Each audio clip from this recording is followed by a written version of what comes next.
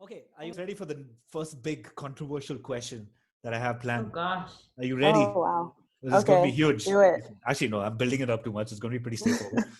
Don't offend Okay. us. All right, are you ready? Are you guys sitting down? Yes. You might need to sit down for Bring this it one. on. All right. What if I say Eh, no?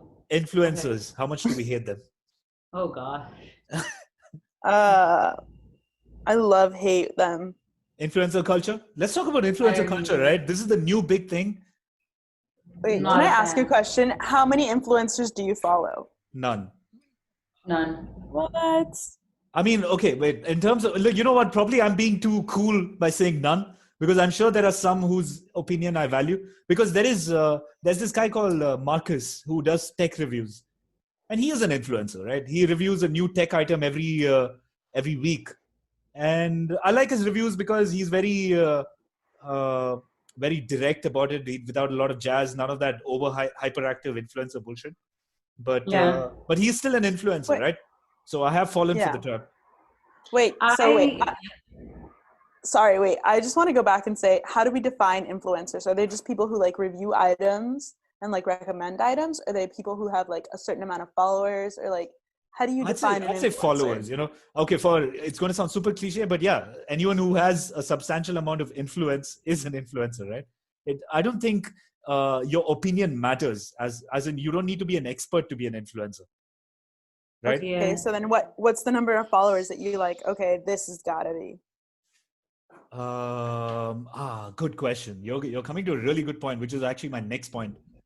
I But mean, like, because I follow a lot of people that recommend shit, and I value their opinions, but they're not necessarily what I would call an influencer. But at the end of the day, they influence my opinions, so technically they are, Yeah, I don't know. We're going into a gray area. right? yeah, but I'll give you a prime example of uh, why I think this culture is so toxic and so wrong. Okay, there are many examples of that, right? We can talk about that all day, actually. We can have a podcast solely on influencer culture, Oh my God, yes. right? But one of the things that really stunned me was, I think sometime back, 2019, 2018, I think Kylie Jenner said something about Oh Snapchat, yeah. Yeah. right? Do you guys remember Notorious. that? And I think No. Of course.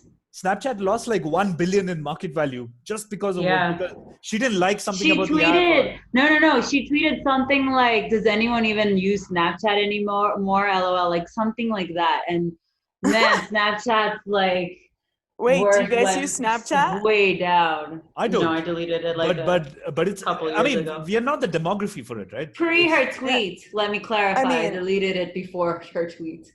I definitely deleted it pre-tweet, but and I actually officially deleted the account like last year, but I was just like not into having videos or like images of me for like But 5 seconds. then Instagram did the same thing, and I love the Instagram stories. Yeah, but just to quickly come back to the Kylie Jenner. I mean, the fact that okay, that's her Yeah, opinion. that's definitely an influencer. She's an Yeah. influencer. Are you telling me she's smart? I'm sure she's smart. She's got her own cosmetic She's business, like, I believe, and yeah, she's a she's made her name for herself. But is she a tech expert? Is she someone who can No. comment on rising technology or rising trends? maybe not No, technology, I but would definitely say her area, definitely cosmetics. fashion, cosmetics for sure. right. I mean, So I would definitely call her an influencer. is it no? Yeah, fair enough. But is it right that she had this much of an impact on Snapchat? Yeah. Why not? I would disagree with you over there. And my opinion, I'm not saying I'm right, but my personal opinion is with the influencer culture, what's come is we've given value to a person's opinion who might not know a lot about what they're talking about, right? And I my mean, answer to that is that's the world we live in. Like people can say things and like that's kind of like fake news, I you know? mean, we've put people in office that don't know what they're talking about or what they're doing. oh my Yeah, I God. mean, Marcella's bringing up some very dicey topics. Yes, let's get into it. it's true though. How many people are in office or like or doing things that you're like, you know nothing about this. Like what are you doing? No, Like fair enough. I get it. so why not average Joe like give their opinion, and if you value their opinion, like but power shouldn't, to you. but okay, I get it, but I find I find that reasoning a little flawed, because what we're saying there is, okay, we have seen. Well, the thing is, I think what we're saying is we don't agree, but we think that's how it is, even though that's not how we would want it to be. So shouldn't we say, as future marketers or future CMOs, and eventually Marcella is going to become CEO and hire us all, but all of that, but shouldn't we do something Not to you. change this? Yeah, sorry. Wow. Okay. Whoa. See, that's the thing. Like, why would I want to change it if I can use it to my advantage? Well, I think that depends on each your own. Like when I used to work before I came to study, I remember one specific campaign where I refused to work with influencers because I didn't want to. And I know somebody else like within the company did a separate campaign with it.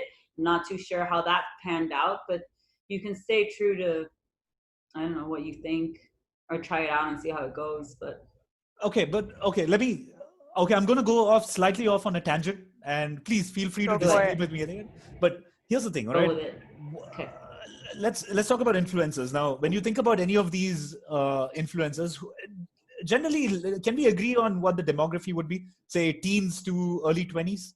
They're the huge chunk of it. That would be No, like I would say older. primary, but I would say older, like definitely older, because think about Women. it. Influencers have always existed, but you What? just didn't have. Okay, think about this. Okay, Okay, fair Your enough. mom- Yeah. has like a group of friends, and Thought you were gonna make a your mama joke. constantly- No, of course not. Come on.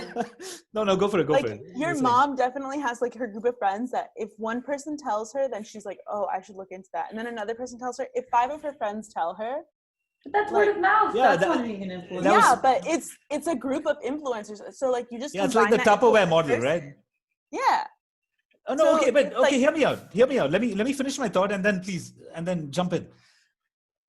All right, if they're not the huge chunk of the demography, they're the fastest growing chunk of the demography. Can we at least agree on that? Yes.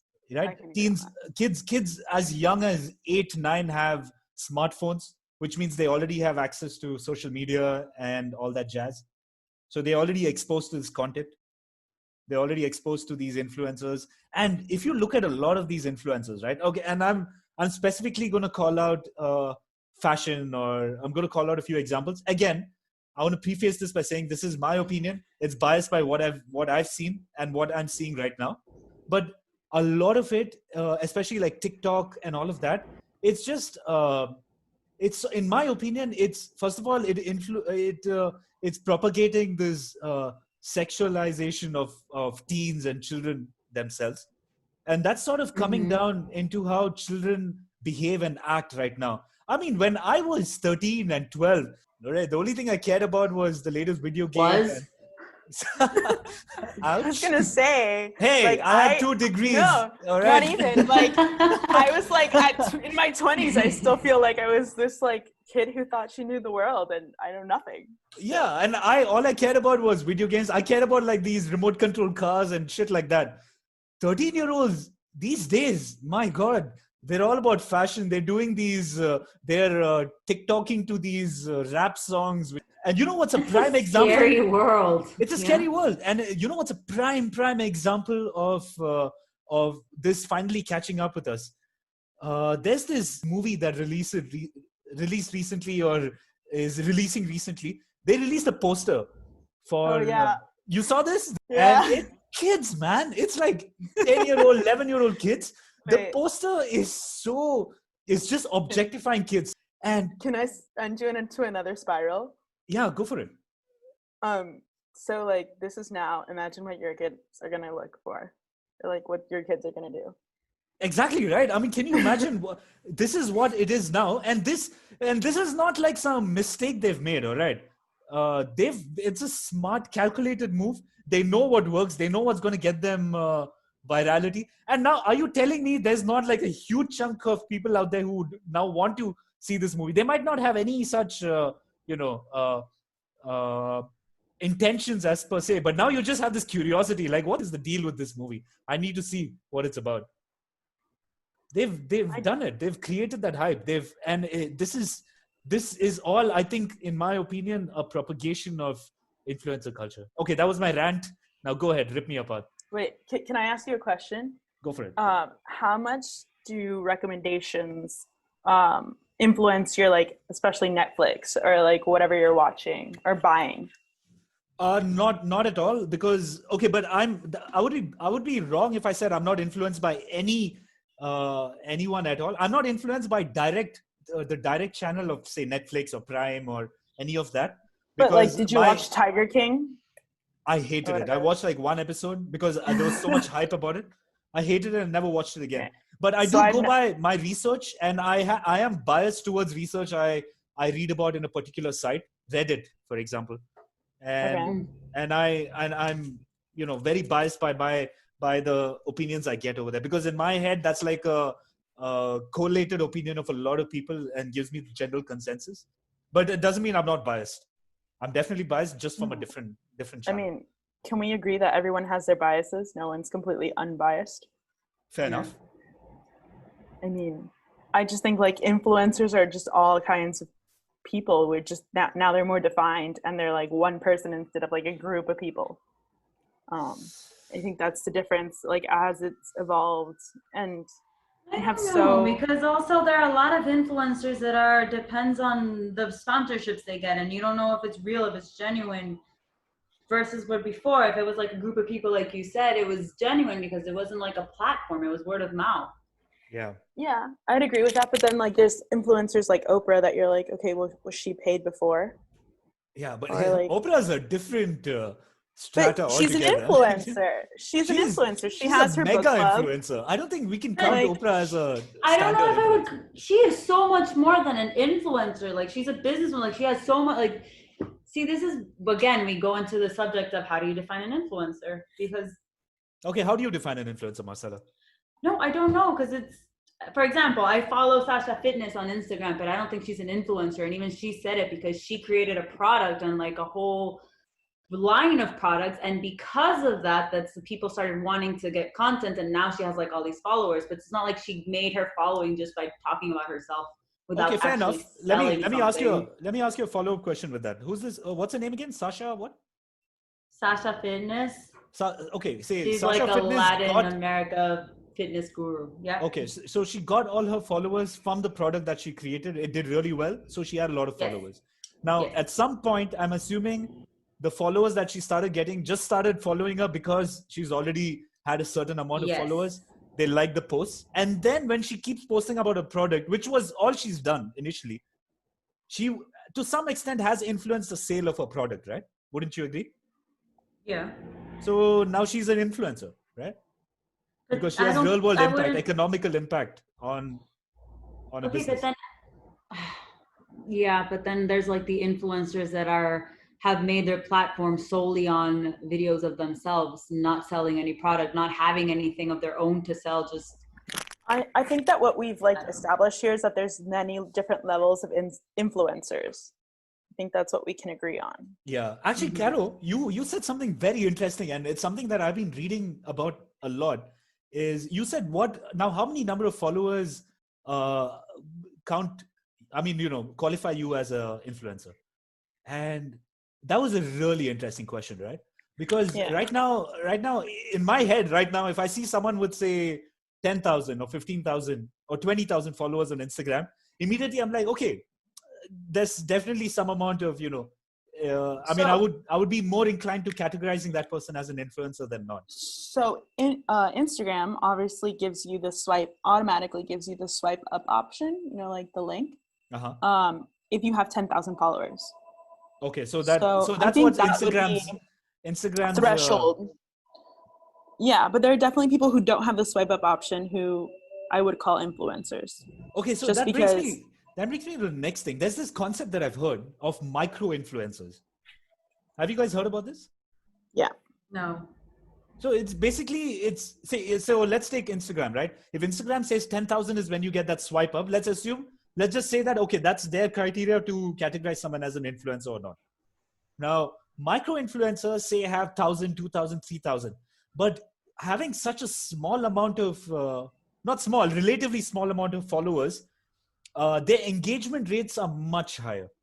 So whenever they post something, the likelihood of them getting say 500 likes or 600 likes from their 1,000 followers is insane, which means that they have like a 60% engagement rate. And they're categorized That- as micro influencers, and they have a better chance of getting you a sale than one of these 10,000, 15,000, where you just have random people following them from all over the world who don't really have any relevance to the product. Sorry, Carol, go ahead. No, that was what I was going to tell you. Like, how many accounts do you follow that you just like scroll through? You definitely don't like their picture, or like I would say a like.